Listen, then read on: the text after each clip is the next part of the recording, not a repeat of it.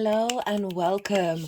This is the All 12 Signs video series for the Taurus Lunar Eclipse that's happening on the 28th of October 2023.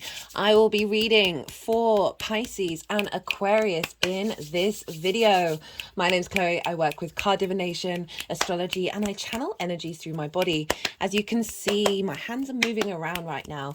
This is independent of my conscious thought, drawing in energies from different dimensions to help us heal, help us clear stuck energy, and open up portals for the information to come through in connection to source and our soul's frequency, clearing, defragging, whatever it is that you want to call it. I like to bring all these modalities and mediums together in order to bring us a full rounded understanding of what this energy is playing around with us right now, what's going on, and then how do we work with it from that informed understanding with the information that's come through. Right. Those of you who do know your time of birth and you know your natal chart, I always recommend looking to the first house, whatever sign falls in the first house. This is the rising sign where your ascendant is. All the signs will be linking into as if they are in the first house, so the astrology will link into that. This doesn't invalidate you looking at any other sign in your natal chart. We have all of them, perhaps your sun or your moon, because we're dealing with a lunation here, or perhaps your Venus as well, because Venus rules Taurus. Whatever it is, just look to where that sign falls in your chart. Look to the house that it's in, the themes of that house, and then apply all those themes to the messages that come through in the reading where that sign is in the first house. I'm going to leave it quite short and sweet with this one, and I'm going to kickstart with Pisces. Pisces rising. How you doing, Pisces? For those of you tapping into the Pisces energy and it doesn't fall in your first house, look to the house that it does fall in, look to the themes of that house and apply those themes as well as all the connotations of whatever else you've got going on in there, whether it's planets, astrological points, to the messages that come through. It's as if that Pisces energy, with everything that's going on in your natal chart, has now moved to the first house. Right, regardless of whether Pisces is your rising sign or not, Pisces and Taurus, they sextile one another. A sextile is an aspect of Venus, right? So not only is Taurus ruled by Venus, but you've got an aspect that is ruled by Venus governing how this lunation is affecting your Pisces energy. So a sextile is about creative energy, brainstorming, a sense of love and appreciation, a sense of harmony, and through that, creative things can come through. So it's a very soft, easy, free-flowing energy. As I said, ruled by Venus, which is a benefic. She's like one of the planets that's a little gentler on us in terms of the way that they express their love. And so this is a very positive aspect to have an eclipse. So eclipses, oh, hello. Eclipses are big energies. I've done a collective reading for this. So if you want to go check that out, I get a bit more esoteric in the collective readings. It gives me a little bit more freedom to talk about the soul's journey, helpful tools that I've learned along the way in terms of mental health and finding inner peace, all of that stuff. So I broke down the astrology in way more detail in that collective reading, as well as pulled tarot cards. There's also a lot of oracle cards as well that wanted to speak, but they didn't want to be read in that reading. So I'm going to do a separate oracle reading as well to see the big messages coming through with this eclipse. This eclipse is the final eclipse in the sign of Taurus. I think this came up for the Taurus new moon. I think that new moon reading that I did a while back, that was pretty phenomenal actually, if I think about it. And so this is an eclipse. So it's big energy, but it's a completion of the cycle that we've had in Taurus and Scorpio with the nodes being there. So over the last 18 months, as well as sort of a completion phase of from that new moon that I just mentioned to this full moon. So I work with the 6-month cycle in terms of lunations, as well as a completion of a particular part of the journey that we've learned from that Libra eclipse. That was that kind of, there was a lot going on with that one. There's no getting around it. And now we're coming to the final eclipse of the year. Eclipses are big energy. Why is that? I keep saying that, right? For me, lunations in general, so every normal, new and full moon, these are times of portals of information downloads, right? Yes, it can relate to the events that happen around that time, but it's the downloads that we get that then take us on to the next part of the cycle. So that's what we then start integrating of what shows up around either a full or a new moon. And eclipses are even bigger than that, because this is when the sun and the moon align both vertically and horizontally. And so often we'll get the vertical more often than not, say for a new moon, when the moon and the sun are at the same degree, right? So but they are not at the same so they're at the same vertical, but they're not at the same horizontal. And so with eclipses, this is when the sun or the moon will pass in front of one another. And so this is really incorporating time and space, as well as spirit, the vertical, and the horizontal, the linear, right? So the quantum and the linear together.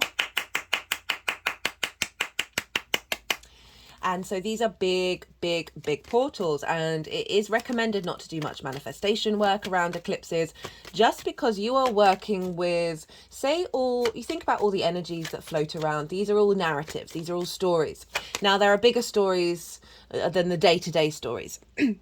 An eclipse energy is very much a longer term cycle. So things can happen around the eclipse itself that you may notice very loudly. But it can also be things that are happening to other people or companies or situations that are part of the longer term trajectory of the opportunity that's going to be provided for you. Right, this situation that's part of your soul's journey that's taking you on to the next level may be happening around the time of the eclipse, but it's got nothing to do with what you're trying to control and what you're trying to manifest, because it's dealing with another entity that's already lined up, and it just may take 6 months for that to manifest in your life. These things can also happen very loudly at the time of the eclipse. So, right, I am pulling 3 piles for this reading. The first pile is all of everything you've been working on from the new moon in Taurus. So it's kind of the lead up to this eclipse. It can also involve a longer story arc linked into the nodes being in Scorpio and Taurus. And then the second pile is the energy of the eclipse itself. This can relate to things that are happening around the eclipse, but I like to focus on what energy is being downloaded. What are the downloads that we're getting that we're then going to start to integrate moving forward? Right, let me just... Dealing with eclipse energy does make the cards all a bit... Woo-hoo! I've definitely got a lot of energy running through my body right now as I'm doing this reading for you, Pisces, just so you know. And so the cards that show up there, it's like, what do those cards represent in terms of what downloads coming through that you're then going to integrate?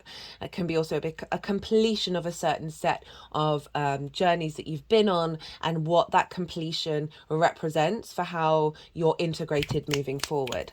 Speaking of moving forward, the third pile is, how is all of this downloads, how is all this eclipse energy going to manifest moving forward? So those are the 3 piles. So I talked about the sextile just in general, regardless of whether Pisces is your rising sign or not, and how it's ruled by Venus and it's a soft aspect. It's more easy and free flowing. Now I just want to explain why that shows up in terms of the astrology, like how do we make sense of that? Well, the sextile, there are 3 main things signs can have in common with one another, like the main big themes. And this is the yin yang energy that's like the baseline nature of a sign, whether it's a day or a night sign. This tends to be how they operate and the general mode and how they express themselves. Then we've got the element. And then the top one is the modality: cardinal, fixed, mutable. Now with a sextile, water and earth are both yin signs. So Pisces and Taurus, you are both yin, night in nature. And this is the thing that you've got in common with one another, but your different elements and your different modalities. And this is where the sort of brainstorming and that sense of appreciation, because you've got that root underlying nature of one another. So you can appreciate somebody who's doing something different from you in a different style to you, but is inherently coming from the same place. And also you're working with 4 other energies to create and bring something new into the world, right? And have a sense of appreciation of this area of your chart, because there is an element of familiarity. So Pisces rising, where is this happening for you? This is in your third house of communication, right? The house of the goddess. It's one of the favorite places for the moon to be. It's interesting. That was one of the cards that sort of half spilled out. What was the other one? It was the World card and the Six of Pentacles. So we'll see if those want to come out again. So it's there. Interesting. They didn't want the King of Wands, but that did flip over. So this is the house of the goddess. It's opposite the ninth house, which is the house of the gods. It's your perspectives in the world. You're questioning, why do I exist? What's the point of anything? And then the third house opposite that is the house of the goddess. So this is where we bring the meaning of that contemplation into our day-to-day practices, right? This is your day-to-day. This is the things that you do on a day-to-day basis. It's sort of can be a little more domestic. And it is linked into short distance travel, as well as learning something new for the first time, because it's linked into schools. The communication side of it is the lens in which your collection of information expresses itself through. So you may have your Mercury somewhere else, where the type of information that you want to engage in is often where Mercury is in your chart. And it's but then the third house is that expression. How do you go about expressing that? And you know, that communication is absolutely everything. Every moment of every day we are communicating in one way or another. Everything is information, and it's how do we process that and engage with that type of communication. So full moon, this is a full moon, even though it's an eclipse. This is a big completion, a sort of a release point, a celebration, an ending as well, right? Full moons often represent endings of something, but with everything, the cycle of life, death, and rebirth, without an ending, we wouldn't have a new beginning, and without a new beginning, we wouldn't have to have completed something. So they're constantly in flow with one another, except this is a full moon, so it's more representing that highest point, that biggest point of visibility, before we then start to move our way around that. So as I said, endings, celebrations, culminations, a release point. And this isn't conjunct, but it's very, very close to the North Node, but the North Node is in Aries. So we're bringing in themes of that North Node in Aries, which for you is in your second house of your values, your resources. There's a sense of how you manifest in the world, this striving for a fulfillment of skills in the second house, and a fulfillment of your own sense of value with this new cycle. But this is, even though it's a Taurus eclipse, and it's the last of the cycle, it's bringing in some of the elements of where we're headed with the Aries part of the nodal cycle, which we'll have for another 18 months. I've done a series on that if you want to go and check that out, about sort of the longer term cycle of what that Aries and Libra nodal shift is looking like for us all. So we do have this big completion of the last 18 months, as well as the last 6 months from everything that you've been working on from that new moon in Taurus. And so it's an honoring, but it's also can be situations that end that it would never have crossed your mind to even want for that. You may not really understand why that's ended until later on, because it's actually provided more space for you. I had a friend move out from where I live. It was during, it was during the eclipse cycle last year, the end of last year. I would never have wished for that. We got on really well. It was a really beautiful engagement. It's something she needed to do. And it actually just freed up a lot of time for me to work from home. It gave me a lot more space. So even though that was something I would never have asked for, that was an ending that somebody else brought about during an eclipse.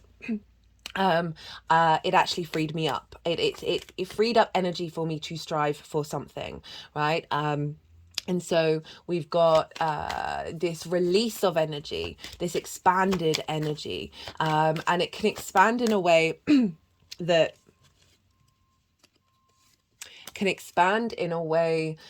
that is elevating whatever it is that you're doing, or it's releasing something in your life that then is going to free up energy for something else. So full moon in the third house, sextiling your energy, your rising sign, Pisces rising. your ascendant. This is the embodiment of character. This is this house of self, the first house. And so you connect that embodiment of character, that vitality that you have with your third house of like really harnessing everything that you've been striving for that cycle, of how you communicate. How do you express yourself from a place that is coming through your senses, is coming through your pleasure principle, this physical body. Perhaps you've been noticing your senses being a lot more aware in the way of your intuition kicking in, and then you're able to perhaps communicate and express the messages that you're getting through from your senses, and doing so in a way that is pleasing to yourself, right? Rather than perhaps being hung up on the way that you express yourself and the things that you do on a regular basis, of just finding more pleasure in perhaps learning to slow down in the way that you express yourself. And through that slowing down, the wisdom comes through, especially because we've got Jupiter involved here with this full moon. So let's talk a bit more about the astrology. This could be you completing a course that you set out, that you started something new in the past, as well as could mean that you're going off on a trip around an eclipse, that then leads to an expansion of your local community. Because we are dealing with local community, the people that you interact with, and a celebration of you and the way that you express yourself that is validated by your local community. All of these sorts of things could crop up around that eclipse. As well as well, let's get on with the astrology and we'll see what other channeled messages want to come through. So this moon is conjunct Jupiter. So Jupiter's in the sign of Taurus. You've been expanding and deepening your wisdom. It's been retrograde for a little while now. It's going to be retrograde. I think it's till at the end of the year. I think it might be the 31st of December. It's certainly a fluky Friday date that it's going direct. And Jupiter turning inward and being retrograde is a time of questioning yourself and questioning the people around you and finding wisdom through that questioning. So it may be that you've been experimenting and trying different ways of how do you express yourself, like finding a sense of harmony in the way that you express yourself through this deepening of your knowledge. And it might have meant a sort of a rejection from the community with that retrograde. Sometimes we can just feel separated because we're having to go inward and go deep into something in order for that to expand when Jupiter then goes direct. But Jupiter conjunct the moon is in her favorite place, not only by house for you, Pisces, but also by sign. She is exalted in Taurus, right? This means that the qualities of the moon are raised on high. So there's a real sense of Venus wanting to bring pleasure to your emotional needs, to your nourishment, to your intuition. Venus just wants us to feel good in this 3D world, and I think gets quite frustrated that we can get so out of our minds doing it, and not being able to access that. That's why Venus often finds difficulty in Virgo, because of that mental wormholes that we can go in. Anyway, Venus ruling Taurus wants the moon to be elevated, wants the moon to feel safe in the way that it's expressing its intuition. And so often our body, Taurus, our physical senses, can be very traumatized, right? And so the moon can feel unsettled in its expression of its intuition through our physical body because we're going through layers of trauma. So it could be a clearing out of trauma around the way that we communicate and the way that we move through the world on a day-to-day basis. It all depends on what you've gone through. Your local community, whether that's supportive or not. So there may be a clearing out of trauma programs around your ability to express with pleasure your day-to-day, right? And so the moon is conjunct Jupiter, providing a lot of wisdom, a lot of support, a lot of strength, deep inner knowing. For this, of really harnessing that wisdom into your intuition and the way that you communicate and express yourself, and being able to do so at a pace that suits you. So Taurus it's one of the slowest signs. It's fixed, it's earth, and it's the bull, right? The bull doesn't move too fast. It takes its time to get that momentum going, and allowing yourself space. That can certainly be a thing. And Jupiter there wants us to slow down, wants us to find the wisdom in slowing down. Not only that, we've got over in Scorpio, which for you is in the house of the gods, right? Your big picture philosophies. How do you see yourself in the world?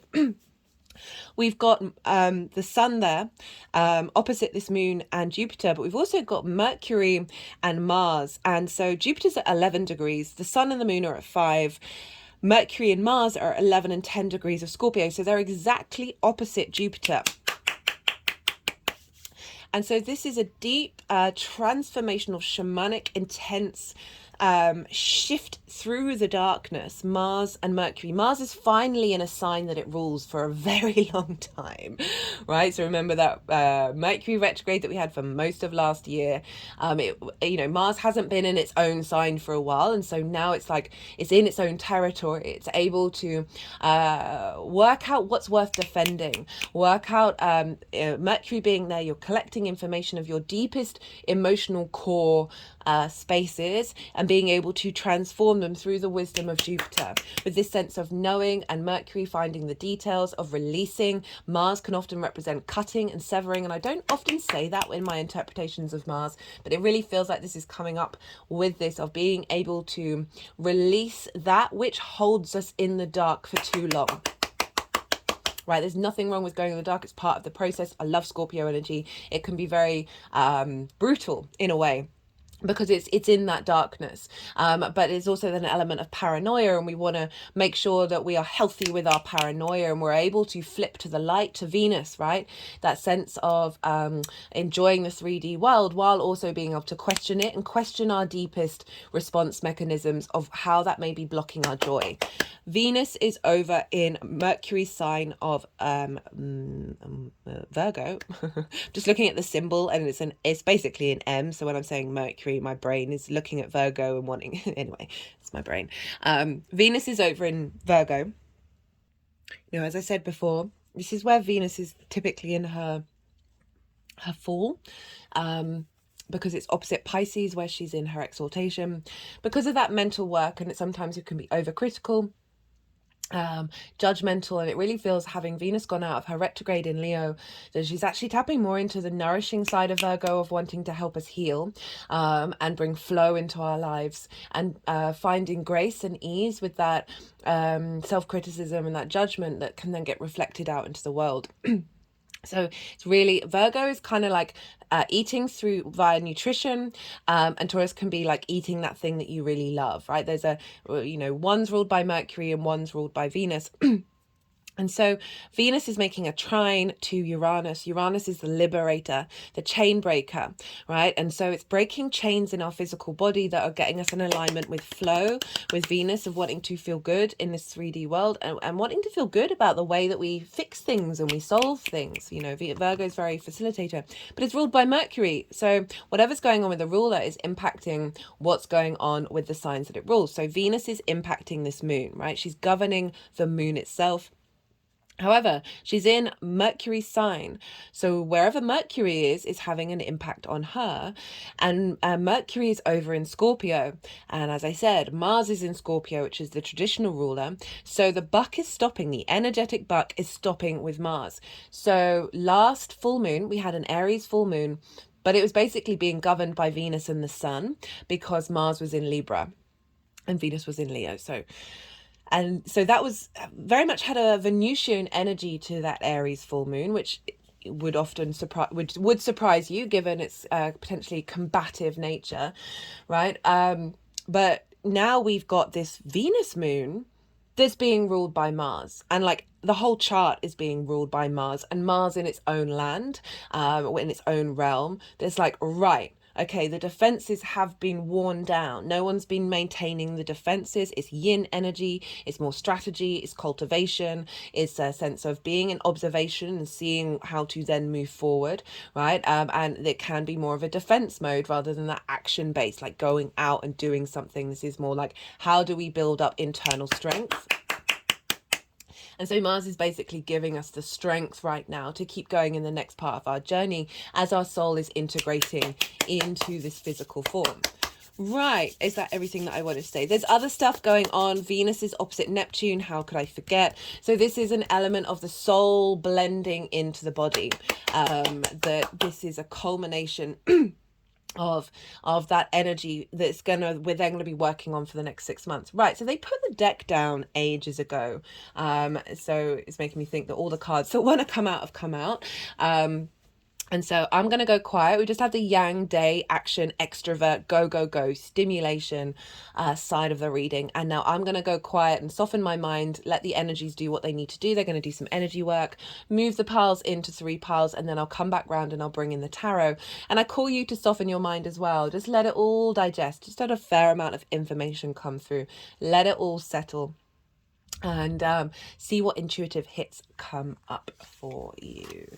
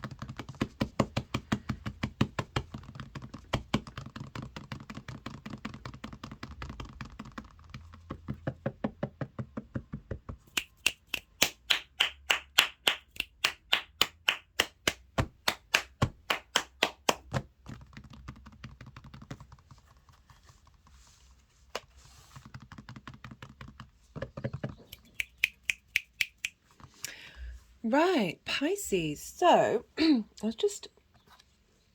written some channeled things for the collective reading, and just what caught my eye while I was looking at it. It was the clarity over that which has had a hold over you coming up for this full moon. You know, very interestingly, we got the Devil and the Strength card, 2 major arcana showing up for you in the lead up to this full moon. And the Devil card is very much about things that have a hold of you, that are keeping you bound up and limited, right? It's very much the earthly plane. And it can be linked into addiction. It can be linked into all sorts of things. There's also great power here, great fertile earth energy, right? Before it was the Devil, it was Pan. And Pan was this incredible, virile, masculine earth energy that was, you know, there's versions of Pan all over the world, of this acknowledgement of creation energy. And, you know, it can be a fine line to walk, right? How do we engage with that? that. And the horns were very much representing that connection to divinity. We've also got the warrior over here with the horns. You know, these cards came, two of these cards came out twice because I put them back. We've got the warrior, which is definitely representing Mars right now, which is sort of governing this moon. We've got the mystic with Jupiter conjunct it. And then we've got the heart over here representing Venus's role in this, and the thread that's pulling these all together, that in order to embody this 3D world, we have to come about it from a space of love and kindness. And that's what the Strength card is all about.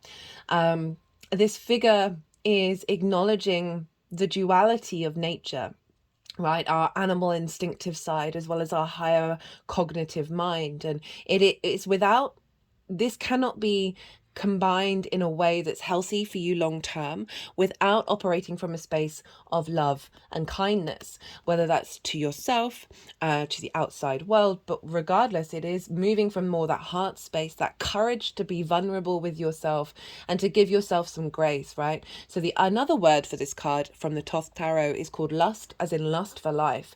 And I love that symbolism of without that balance, without that harmony that we're bringing in, we can bring in from a higher perspective with the mountain, that we can't truly enjoy life. Otherwise we just get stuck in the devil energy, right? That's the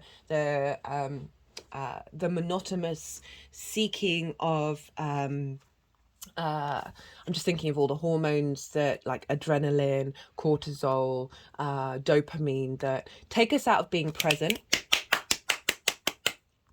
Now you see here you've got the infinity symbol on top of the Strength card. This is an acknowledgement of being present while operating from the past and the future, and how all of it's combined, right? And how when we're in that state, that's when our energy shifts and we are able to communicate better and communicate from from your origin place, right? So Taurus, there's this element of striving for, the North Node has been in Taurus, of striving to understand what's blocked you in the way that you're able to express yourself, right? So the work that I've been doing over the last couple of years, which is an increased modality that I've been doing my whole life, I noticed when I really started being kind to myself, but also real with myself at the same time, my throat chakra started opening. I was always able to sing in a choir, but if I started singing by myself, the voice was so distorted and I was very conscious of it. And that distortion has slowly been going, that's slowly been fading. Right, and this feels like a culmination of the acknowledgement of the journey that you've been on, the work that you've done in order to liberate the way that you express yourself, that isn't ego pushing, that is coming from a very grounded space. The Strength card is very grounded. It's almost like a limbo card where you've got to get this foundation into place in order to set yourself free, right? And so the work that you've been going on is going through perhaps difficult things, perhaps your day-to-day, you can get stuck into bad habits, as well as maybe some of you, your local community hasn't been providing you the support that you've needed, and you've had to go inward in order to find yourself. And then through that journey of that strength that you now have within you, it's sort of opening up other avenues of different vibrational frequencies that are actually more in alignment with the journey that you've been on, rather than, so we meet people from our wounds and from our higher self, right? And so it's about finding that balance between the two. We've got here with the energy of the moon itself, we've got the Ten of Swords wanting to go in this direction, right? You see here the Ten of Swords, very karmic card. I think this has come up quite a lot in the readings. If you notice, they're all along the spine. The spine is very karmic in energy, and our energy flow can get distorted because of these blocks. And these, you know, as particularly around, you see here there's a sword very much going into the throat chakra, of feeling like you haven't been able to communicate in the way that you want to, or it's not being received in the way that you want it to. And there's, with the Ten of Swords, this is a sense of immobilization and feeling betrayed. There's a sense of what other people may say to you, or what you may say to yourself, has in fact stopped you, it's paralyzed you on the day-to-day.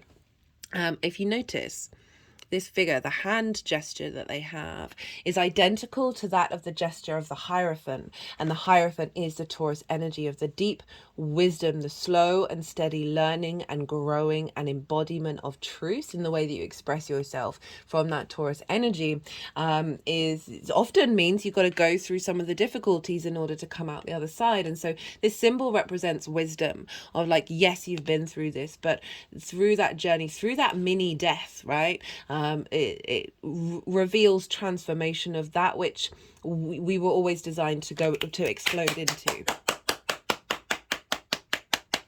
So you got all this transformational energy over where all that Scorpio energy is, right? In how you see yourself in the world. And the more we get clarity, right? So often with full moons, you got to look, or eclipses, you got to look to where the sun is to get clues of what is going to come through that's going to show you the completion that you've done in the opposite side of the angle. So this is a deeper understanding and clarity of who you are, why you exist, and how you look at the world that is then liberating and changing the direction. We've got fate. This is one of the most positive cards. This is also Jupiter's card, right? It's why I kind of chuckled when it came out after the Ace of Pentacles. That this is about opportunities coming through, having gone through a difficult journey. And there's a sense of expansion with Jupiter. There's this wisdom coming in that is changing the way that you express yourself, is changing how you move through your day to day and what it is that you're getting from it. There's a moving away from this sort of this paralyzing energy to liberation. And that's particularly backed up by the cards that have come through. This is how the energy is manifesting moving forward.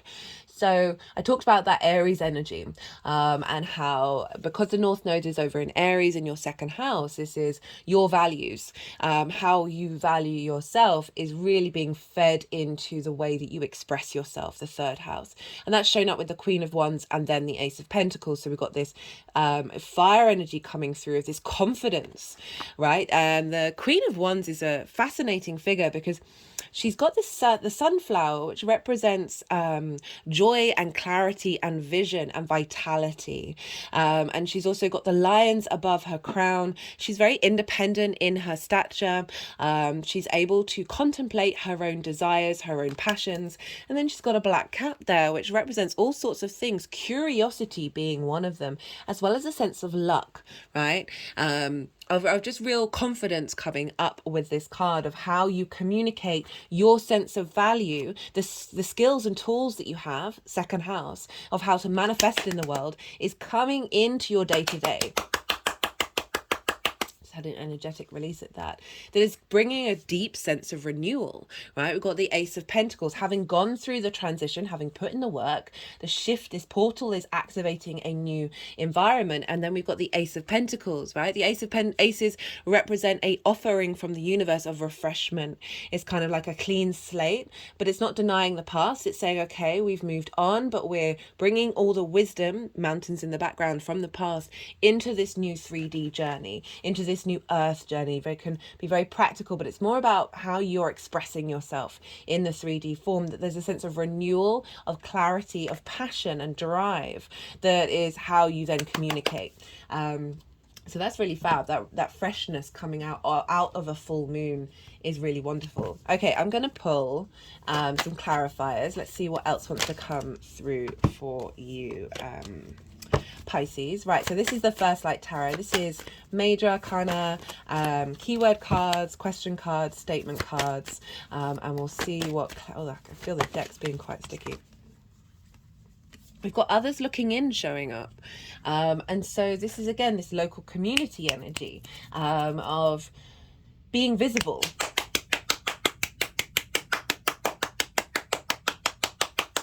Rather than immobilized. Because it feels like these cards have helped you get through this.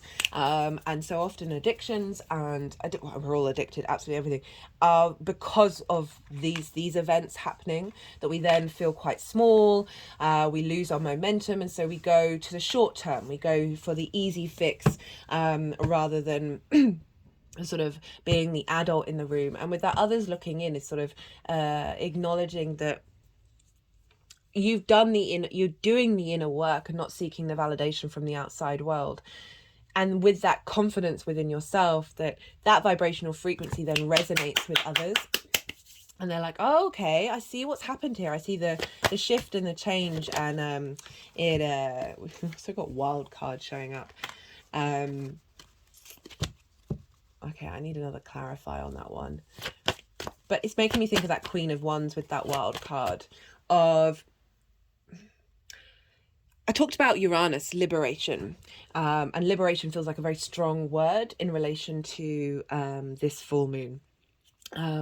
That it's liberating an innate energy within you that is able to move through your day-to-day without suffering at diminishing your essence.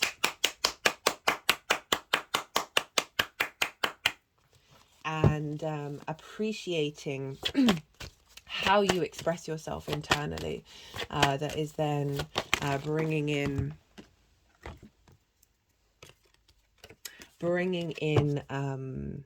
perhaps new opportunities as well in your local community. If I'm thinking about that wild card and the eclipse, perhaps something comes out of the blue in the way that you start communicating and starting expressing yourself. For some of you, I mean, I believe we're all channelers, we're all healers, but you know, it always tickles me because I couldn't channel. Like, this got activated 2.5 years ago, and before that I was quite numb. And you know, so when I talk to people now saying this is what happens, they've got this idea in their head that I've always been able to do this, and this is just something beyond the realms of their capability. And I see channeling in everyone I know. It just comes out in different ways, and so it's sort of an acknowledgement of all you're doing is inspiration, right? You're channeling pure inspiration when you're channeling source. And people have been doing that for thousands of years. That if there's any blockages around that, then that's getting cleared out. Like, there's something that's going to happen. That's why I want a clarifier on this wild card. Perhaps they want it from a different deck. There's something that's going to get activated. Okay.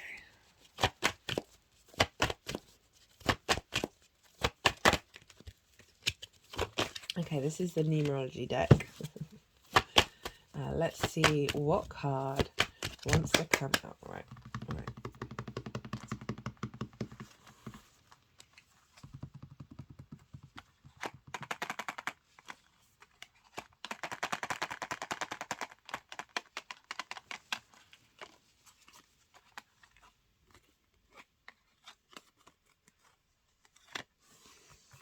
That didn't clear anything up. Yeah, so definitely opportunities with the Ace of Pentacles as well. There might be a new opportunity to learn something, as well as perhaps moving to a different local community.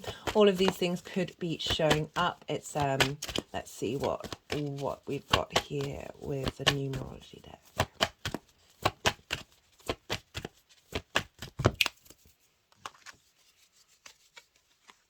Okay, that card was sort of half off the deck. And okay, we've got the Two of Swords in reverse. So this is a clearing your ability to see what the messages are telling you, to be able to make decisions, to express yourself, to not feel bound by other forces. That there is a sense, again, that liberation of being able to then communicate what you've been withdrawing into, and now that's coming forward into fruition with that Two of Swords in reverse. Because that's usually about needing to go inward to make a decision, and now in reverse it's saying, okay, well that's happened, so there's now there's freer energy coming in to then perhaps provide whatever it is that you've been looking for to manifest in your world.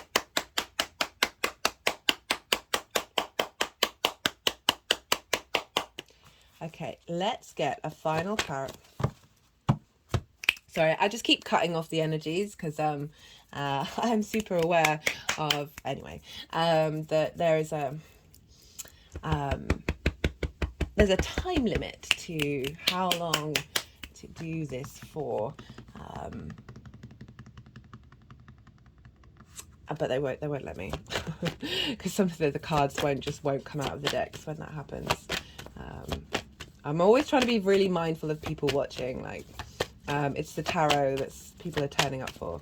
I don't want to wasting people's time. It's not my vibe. Okay, Let's see. Final message for Pisces.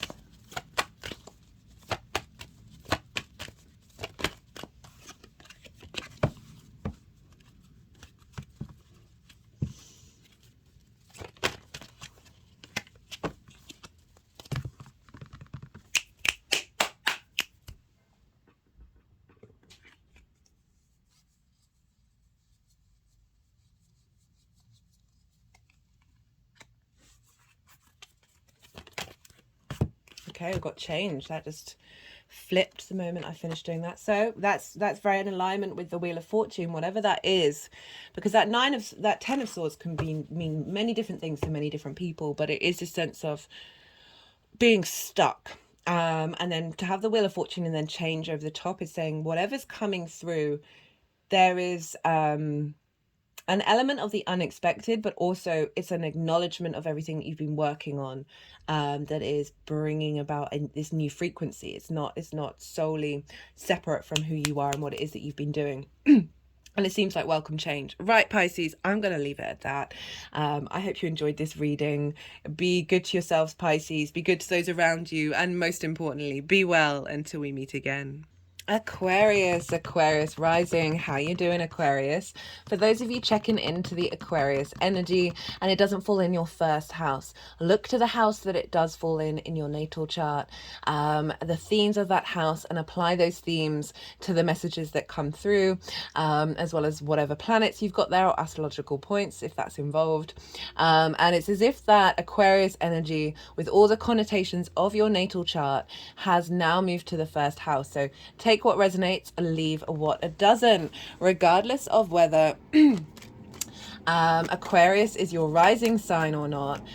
Taurus and Aquarius, that came up for Pisces. Taurus and Aquarius square one another. A square is an aspect of Mars, so this is one of the benefics. This is called a hard aspect. There can often be a bit more challenges that involve a little bit more work involved to get things going. Mars can represent, and therefore the square can represent, conflict, drama, frustration, competition at all costs.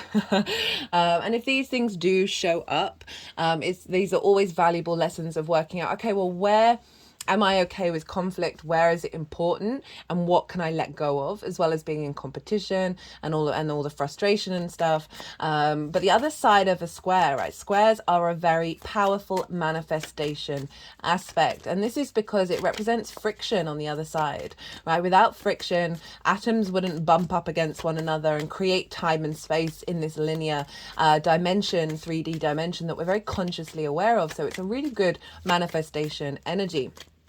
Even if there might be a little bit of friction, but friction creates life, right? So without that, we are nothing. Well, it's not that we are nothing, we are pure source energy, but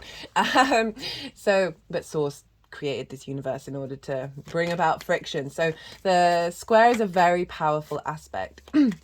So, what else did I want to say? I am pulling cards for 3 different piles. The first pile is the energy leading up to this eclipse. And that can be a culmination of the journey that you've been on for this North Node in Taurus that we've had for 18 months. So a culmination of that 18-month cycle. As well as a culmination of everything that you've been working on from that Taurus new moon in this area of your life. So that's the first pile. The second pile is the energy of the eclipse itself. This can represent things that are happening to you around the eclipse, but I like to focus on the fact that lunations in general, for me, new and full moons, these are portals of downloads, right? Upgrades. So we usually spend the next part of the cycle then integrating those upgrades that come in. So that's and eclipses are even bigger portals than that. So it can be the energy that's coming in that we're then learning to integrate. And the third part is, how is all of this energy manifesting moving forward? Right, I've done a collective reading on this. I do collective readings for all the lunations. This is where I get a bit more esoteric in my collective readings, talk about the soul's journey, channeled messages, as well as tools that I've learned on my own in my own practice that I've seen work. I talk about those in a lot more detail. I pulled some collective tarot cards while I was doing it. Also, these oracle cards that are on the table, I always pull oracle cards before coming down to do the collective reading. And I'll be doing a separate oracle reading on the messages that came through with these. And I'll mention them a little bit when going through the reading itself. So if you want to go check that out to get a sort of a deeper understanding, I also break down the astrology in way more detail. Go check out that collective reading. Right, so Aquarius rising, you have this eclipse, this full moon, this big culmination, can represent big endings, celebrations, and bringing things to light that you may not have realized before. And this is happening in your 4th house. So for Aquarius risings. So this is an angular house. Angular houses are 1st, 4th, 7th, and 10th. These are the pivot points in your chart. They're very powerful. They kind of represent the foundational structure of the rest of the chart. You've had eclipses there for the last 18 months, Aquarius. The fixed signs have been going through it. You've also had Saturn in your own sign. So there was a lot going on that was quite dramatic over the last couple of years for fixed signs in general, but particularly for those of you who have a fixed sign in your 1st house, which means all those angular houses then are fixed. So this is a big culmination around that, and it's in a very powerful house. So what does the 4th house represent?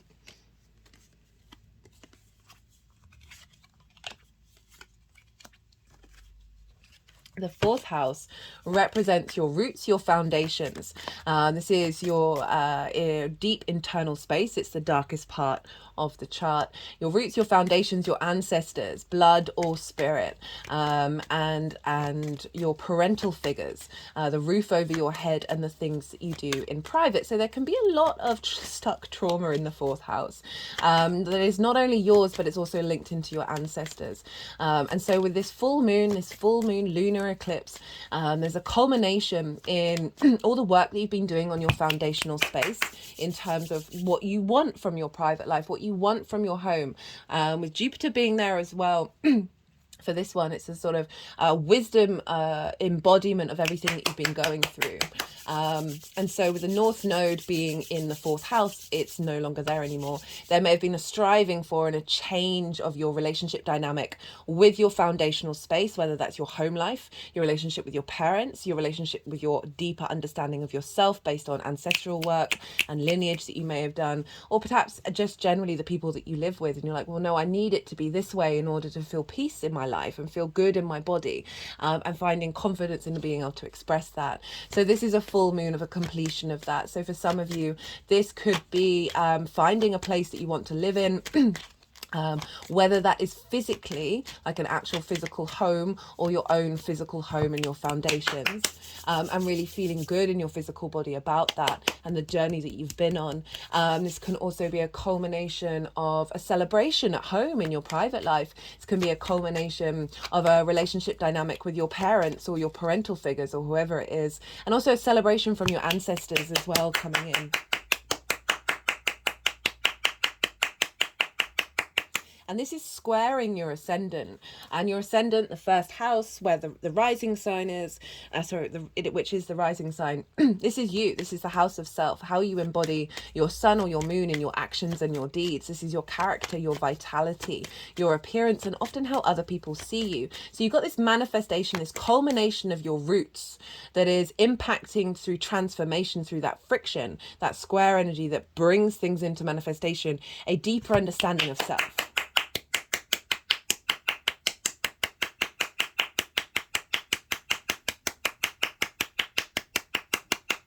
Now Jupiter, and we've got the Jupiter card, is conjunct, that's so funny, you've got the Venus in Virgo card as well. Venus is in Virgo right now. Jupiter is conjunct this moon, and so this is an expansion of the soul's needs in the 3D form that comes from a pleasure principle space. So the moon is actually in her exaltation in Taurus. She's raised on high. The qualities of the moon are accentuated in a healthy, happy way. Essentially, the moon there's a need for security with the moon. And through that constant fluctuation, like the moon can sometimes really appreciate being grounded. And so Taurus is very grounding energy with Venus. It's also our intuition. How are our needs being met or not being met? How do we nourish ourselves? And so you have this in your fourth house of a culmination of what feels good about for you in your private life, in your home, that is based on these deep needs that you have within you that are being raised on high and elevated with this eclipse. Now, the North Node is in fact in the sign of Aries, so we're bringing in the themes of the North Node in Aries into the fourth house, right?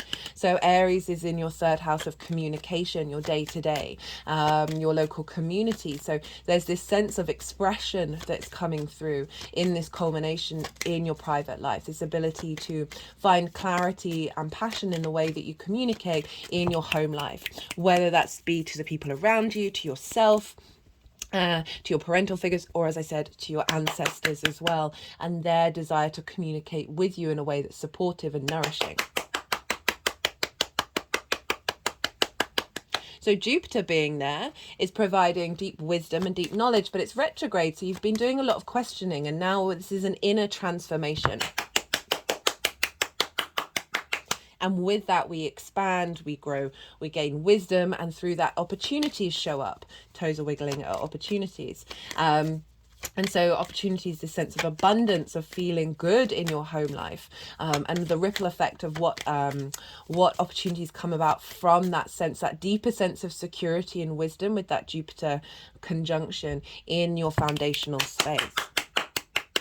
Now, let's look to Venus.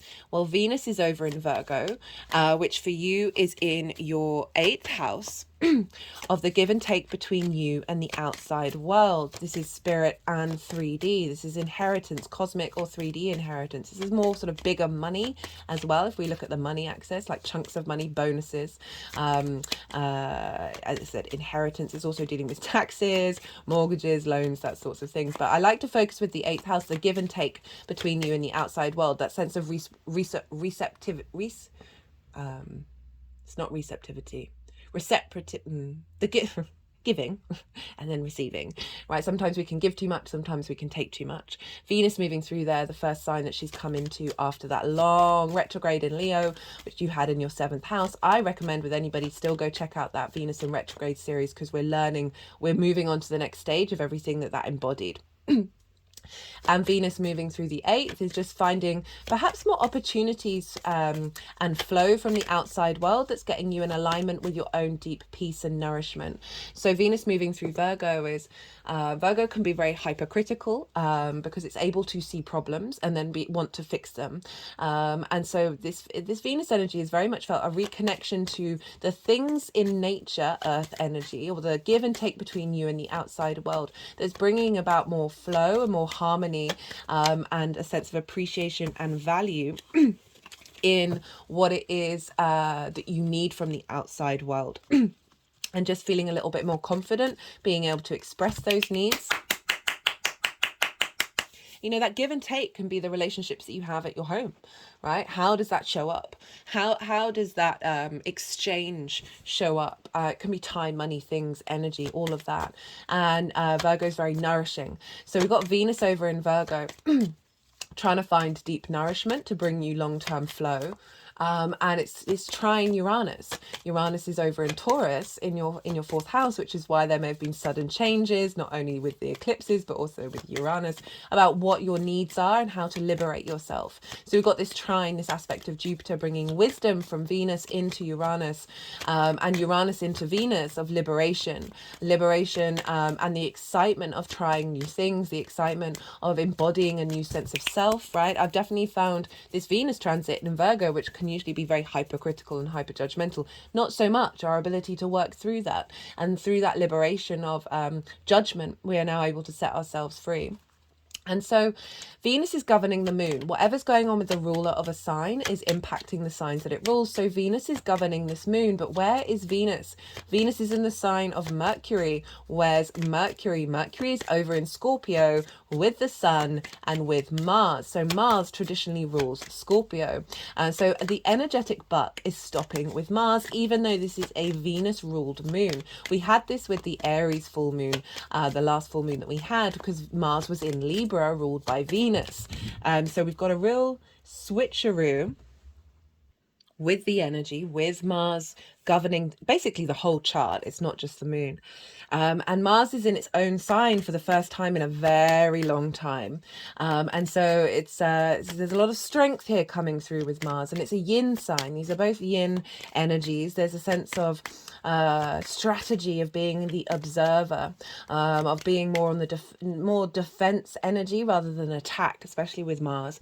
And it really feels like we're getting a lot of protection energy come through, of cutting, right? Cutting. Mars can represent cutting and severing away from that which is our core emotional structures, that fixed water energy of Scorpio, of being able to stand in the darkness and liberate ourselves of that which no longer serves us in order to feel good in our physical bodies, right? Taurus energy. And this is in your 10th house, this Scorpio energy. So the 10th house represents your life purpose, that guiding star, that thing, that magnetic pull that takes you through life. It's also linked into career, but not all careers are your life purpose. They can just facilitate your life purpose.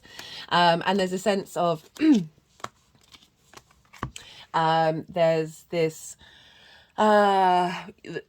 everything that you've learned with the South Node is now gone from Scorpio, of what it is that you need from your career, what it is that you can refine and let go of. And now there's a real honoring of that release with this combination of the Sun, Mars and Mercury. And Mars and Mercury are exactly opposite Jupiter. Almost by degree. And so we've got this sense of clarity of information with Mercury. Mercury in Scorpio very much goes into the Inquisitor. There's a depth to the Scorpio energy of being able to look into the darkness. Mars, this champion, this is defending us. That's our motivation and drive in terms of our career. But with that deep wisdom of knowing your foundational space is the thing that helps propel you into your life purpose. So we've got this real, the Mars-Mercury combination really feels like a very shamanic release of energy that is then feeding into this full moon, that's providing this sense of opportunities that are in alignment with your foundational space, that then liberates your career path, whether that's building on it or going down a different path altogether. We've also got Venus is opposite Neptune.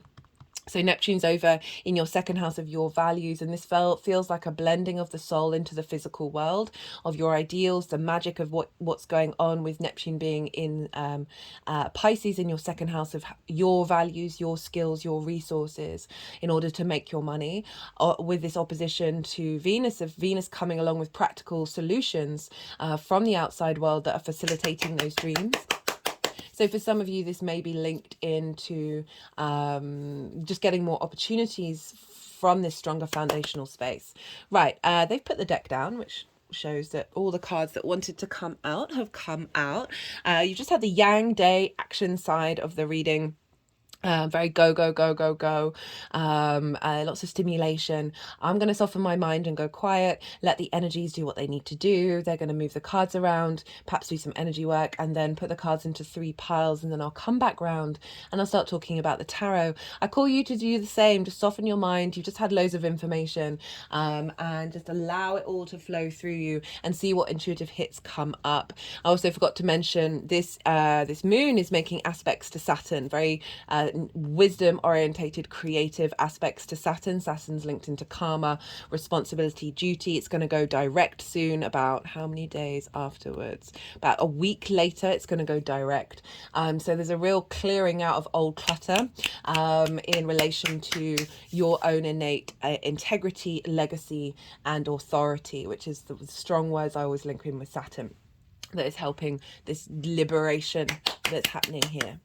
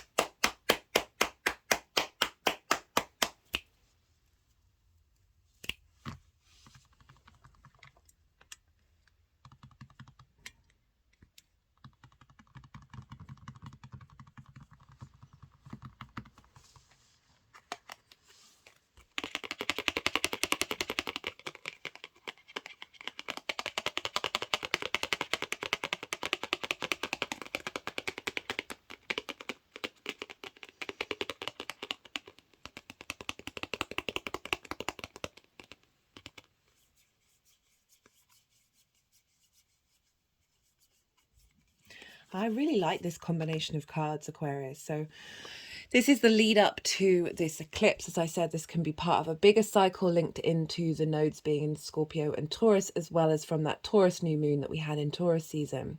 So we got the Nine of Wands. Interestingly, you've got two nines showing up here. I've got the Nine of Wands in reverse, and we've got the Seven of Wands crossing it in quite an interesting way. So the Nine of Wands, this is you feeling like you being yourself is just creating, you're constantly in defense mode, right? It's not been an easy process. This figure is worn out, is burnt out, but they're still standing. So this is an acknowledgement of tenacity, of strength of character, but whatever's going on is creating friction, creating dynamics where you're on the defensive. When this card always shows up, I always say, hey, do you need to engage in it? Do you need, even if the reality is like people are just coming for you for weird reasons. This can be people in your home life. This can be this can be your parental figures, issues around that, and linked into the ancestral work of like just feeling like you're constantly having to stand your guard, right? And go into defense mode. With that fourth house energy, as I said, that can be the people that you're living with in general, your attitude to yourself in the way that perhaps you may beat yourself up a bit when you're in private.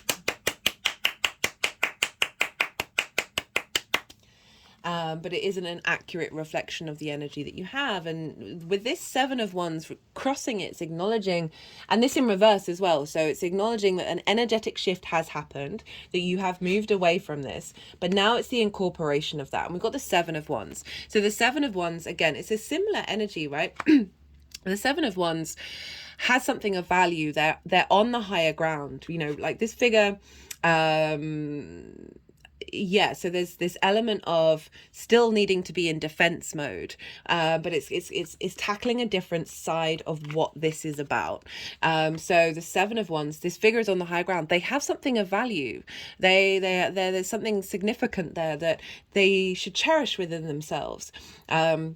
And acknowledge within themselves. And the Seven of Wands finds that really difficult to do because it's in this now in fear of competition phase, right? Of this sense of lack, right? So we're moving away from the defense to feeling like you've got to be on the attack. And so these are very primal 3D narratives that we can be trapped in of scarcity and giving away our power to the outside world.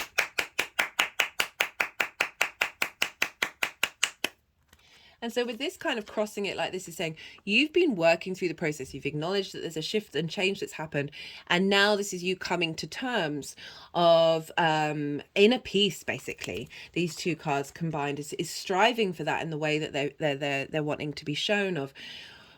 Again, with this card, I say, do you need to be in defense mode? And with this card, it's like, do you need to be in competition? Can you just be you and enjoy you without fear of repercussion? And that is such a, and I say repercussion in a way that it doesn't touch you. This is obviously if you've done something wrong, and you're called up on it, fair enough, or you call yourself up on it, fair enough. But it's not sinking into that space by default and not beating yourself up, and seeing your own value. These cards are saying you're acknowledging that you've gone on that journey, and there's been processes, and now that we're coming to this completion energy of that work. And so we've got with the energy of the moon itself, of the eclipse, this is pretty positive stuff, shift, right? So we've moved from cards that are a bit there's friction going on. Think of that square. There's potential distortions with those cards, but not with these, right? So this is a real shift of energy. Of the Wheel of Fortune is acknowledging that this is a massive portal that is changing your fate, is changing your sense of abundance, a sense of opportunities. Remember, it's Jupiter. Fate is moving in your direction, and there's a release point. Like, you're not feeling like you're at the bottom, because this figure, even though they're on the higher ground, they feel unsteady, right? They feel like they're at the bottom, that their foundational structure, thinking about that, their foundational structure, they don't trust it. And as I said, look, they're on a cliff. your foundational structure is strong, is now getting an alignment with that. And this card is really backed up by the fact we've got the Nine of Pentacles. So we're moving from the Nine of Wands to the Nine of Pentacles. So this is Venus in Virgo, right? So she's showing up for you and saying, hey, I've got you, I've got your back. This energy is very independent energy. And this is about being able to make the decisions that you need to make in order to create this abundance, right? And if we think about the home space, it doesn't just have to be obviously your own vineyard and your own castle. Let's be real, although let's all just delusionally manifest that as well. That this figure is confident being able to take decisions regardless of what's going on, right? Regardless of the exterior environment, in alignment with knowing, well, if I do this, I do that, I'm going to be able to create this space of being independent in a space of abundance, right? However that shows up for you.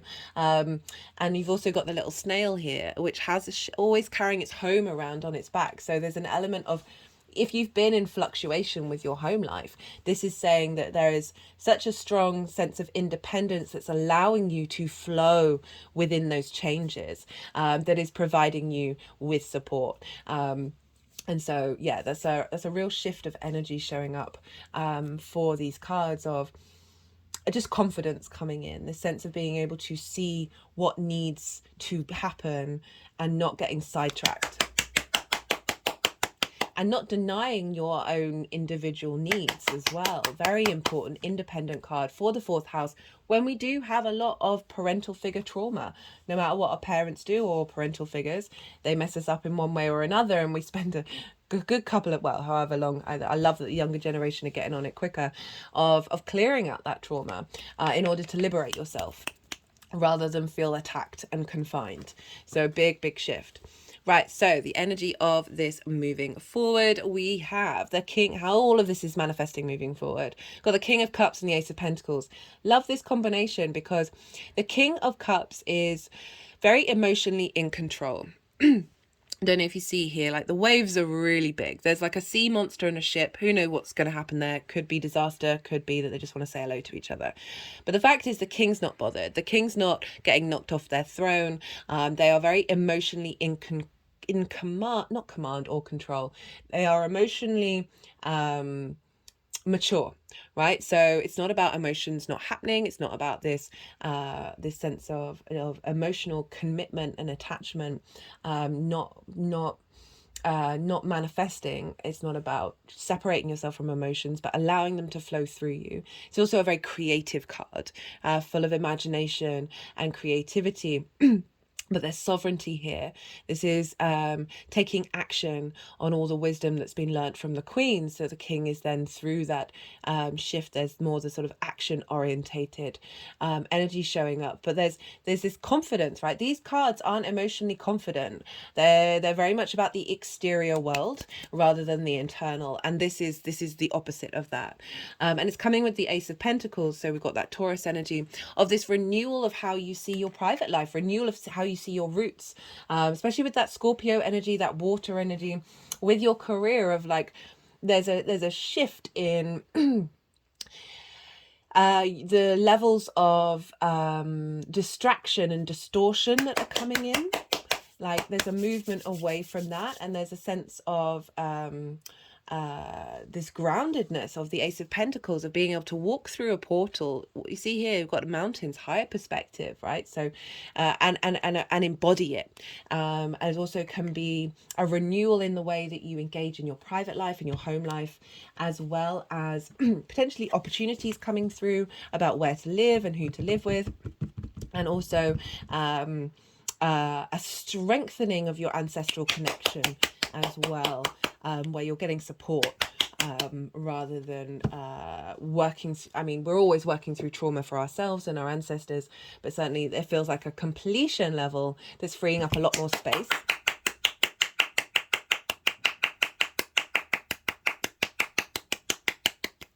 Okay, let's get some clarifiers for you, Aquarius. Okay, that came flying out. I always get a bit uneasy when this card comes up because it's battle and it's good versus evil, and I just don't see the world like that, or the universe. I think it's more nuanced than that, but it really is reconfirming you've gone you've had to go through a lot of struggle and a lot of battles in order to find your zen, basically. And for some of us, that is the path that we've signed up for. And a certain sense of clarity coming in about why things may have happened and how you've been using it in order to liberate yourself. Okay, let's get another one from here, because that's confirming the past journey. We've got healing, service to others. So you've gone through that healing. And then we've got the magician. How fab is that? This creativity, this power, this strength. There's also, the word illusions on here, of seeing through illusions, seeing through these illusions. And with that, we liberate ourselves, and we are aware that, like, the magician understands all the forces of the universe and is able to co-create with them in order to manifest in the world, right?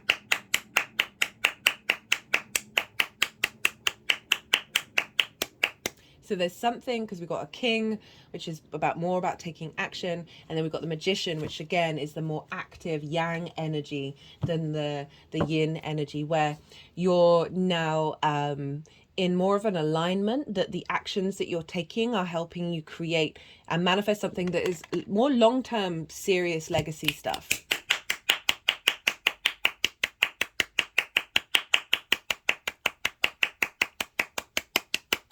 Right, let's get a final clarifier. This is the numerology deck. All the decks are in the description box if any of them take your fancy. What have we got here? We've got rebirth. Okay, so rebirth after the battle. Again, that 9 and 9, it sort of marks the duality of it, but also the shift and the rebalancing that's come in. Interestingly, that's a 7 to go with that 7 of Wands, of like moving away from this sense of battle, right? Having Taurus in the 4th house can make there's an element of stubbornness that comes in with fixed signs in general, but particularly with the earth fixed sign ruled by the bull. But I love that the Venus in Virgo's shown up, because it really is saying, look, there's a liberation in your pleasure principle, in the way that you feel supported and secure in your foundational space, that has taken work to get there. But because you've laid in that foundation, and this is getting reconfirmed by the eclipse, that is providing you the space to be you and to make the decisions that you need to make that serve you in a very mature way, with that King of Cups. Right, let's get a final card. Final card for the eclipse. This could also be a new home for that eclipse for some of you. A new home that is allowing you to be yourself, or at the very least an environment energy that is shifting, that's adding on more confidence for you to be able to be, your independent self, and be able to prioritize your needs. It's not at the sacrifice of supporting others or being in union with others, but not seeking, not homing in on the conflict and the competition. Right, one more card, guys. Pretty please, with sugar on top.